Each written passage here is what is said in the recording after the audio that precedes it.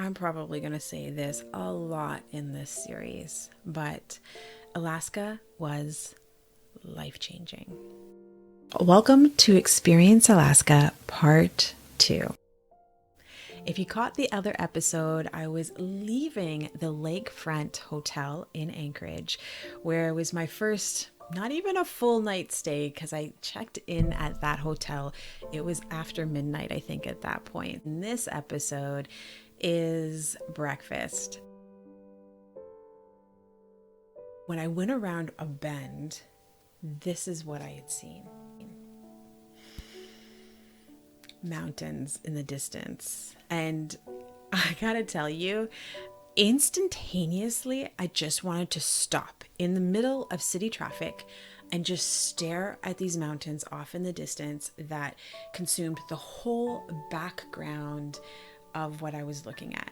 And I was like, these are mountains and this is for real. It's not a backdrop.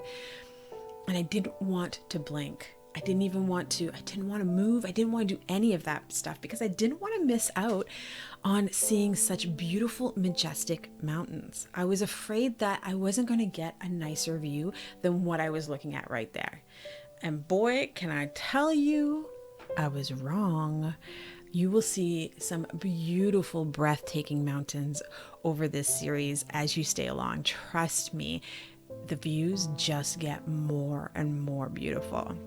So obviously I didn't stop in the middle of traffic. I kept going, and then I realized there was a breakfast place that I just passed by that was hopping. I mean, it had tons of people in the parking lot.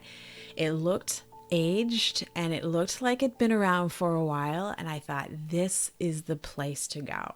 So I quickly went through, did a U-turn, and made my way back to Gwennie's. So Gwennie's Old Alaska Restaurant.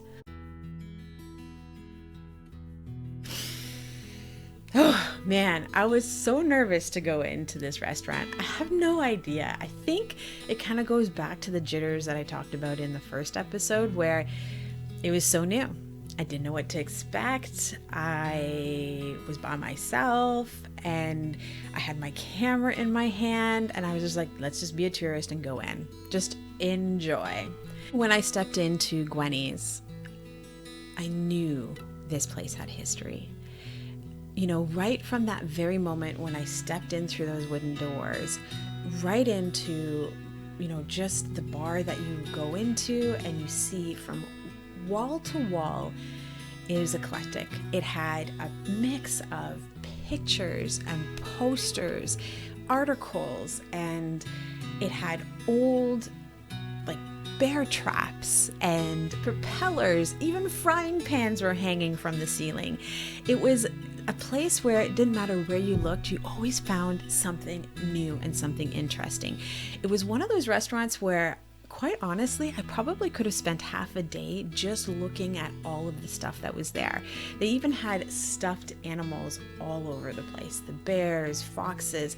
I think it's a moose. No, it wasn't a moose. It was an ox. I think it was an ox.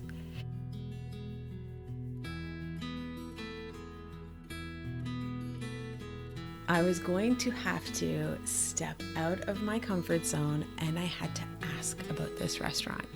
And I know you may be also thinking, stepping out of my comfort zone, because I am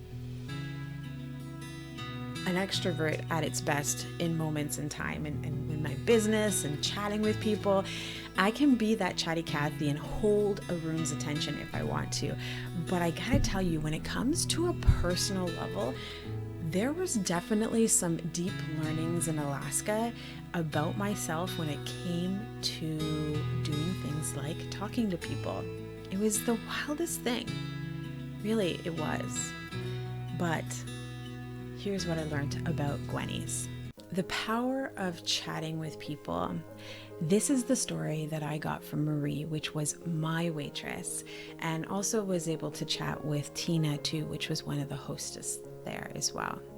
So Gwennie's, the Old Alaskan Restaurant. It actually started in the 60s, and it wasn't a restaurant like you're going to see in the pictures now. It was actually starting off as a food truck. Yep, That's right, it was a food truck. And Gwennie operated this food truck. And it was Ron who purchased, and I hope I got his name right, Ron who purchased the restaurant in the 70s. And at which point he moved it to where it is currently now on Spenard Rd. Now, this restaurant has 2 levels. Whether it has a basement or not, I don't know. But when they sat me upstairs and I told you like the eclectic history of this was just phenomenal. I could have spent a half a day there easily just looking at the pictures and asking a gazillion questions as to who is this, what is that. But I can tell you just from the stuff that I was able to gather from Marie, which was an awesome waitress there, by the way, it really showed me that this restaurant has been a part of the community for a really long time. You can tell by all of the history that this place is a staple in the community and has been a part of history, events, hardships. And this is something common that I actually seen all throughout my travels in Alaska. And I think something that I feel that I'm missing here at home, where I don't feel the history and the community quite as much as I did there.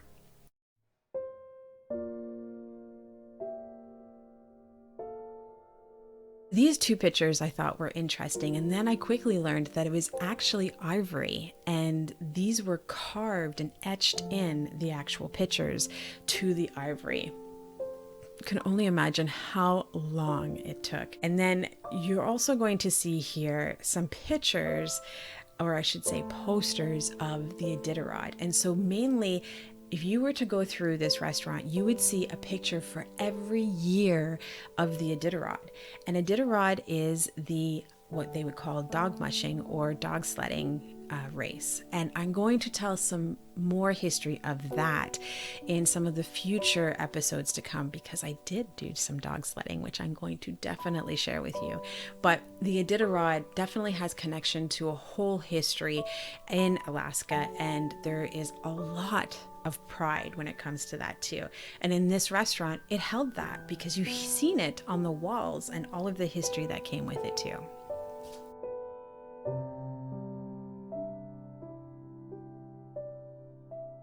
Now, if you go to Gwennie's, the one thing I gotta tell you, you gotta have is their bacon there. So I had like your regular breakfast with the pancakes, eggs, and all of that good stuff. But I have to tell you, I asked Marie if she could get me another order of the bacon specifically. It was so good. No fat. It wasn't like super thin where it was just like crepe paper. This stuff was so good.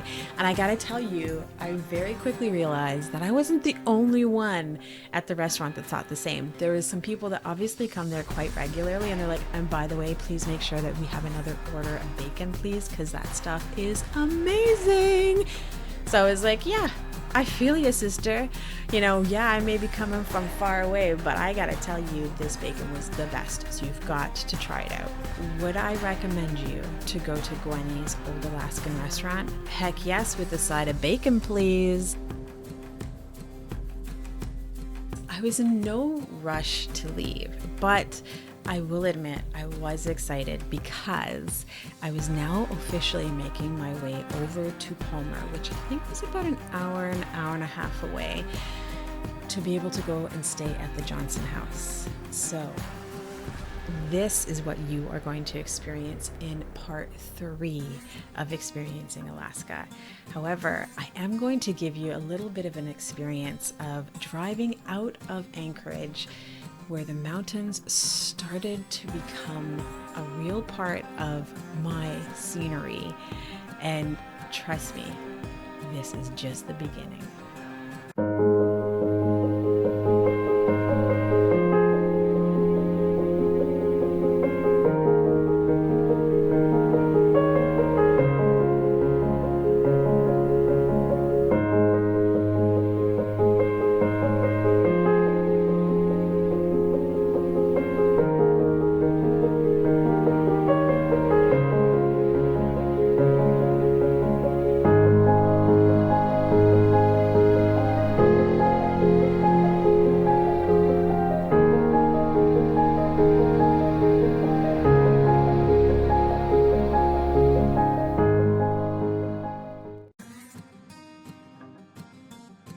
is on I can't even say that word right. Spenard. So it's now located on Spenard. Golly gee, why am I having such a hard time with this?